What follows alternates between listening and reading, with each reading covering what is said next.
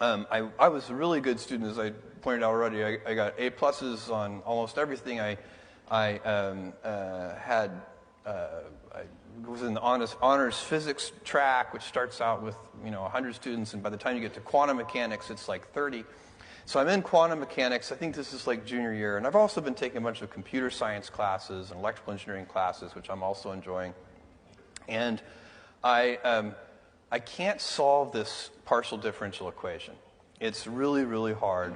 And I've been studying with my roommate, Joe, who also is really good at math. And the two of us worked on this one homework problem for 3 hours and got nowhere. And we finally said, we looked up at each other over the table at the same moment. We said, Yo Santa. Because Yo Santa was the smartest guy at Princeton. And we went to Yo Santa's room, and he was Sri Lankan. And in the Facebook, which was an actual paper book at that time, his name was 3 lines long, because I guess in Sri Lanka, when you do something good for the king, they give you an extra syllable on your name. And so he had a super long last name, the most humble, wonderful guy. And we show him this problem. And he looks at it, he stares at it for a while, and he says, cosine.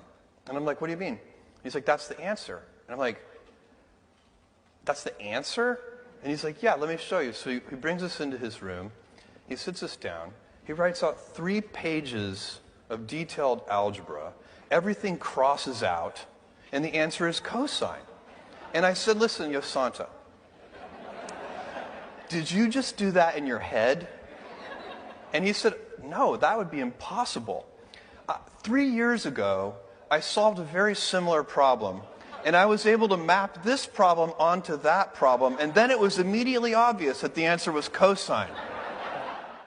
And that was an important moment for me, because that was the very moment when I realized I was never going to be a great theoretical physicist.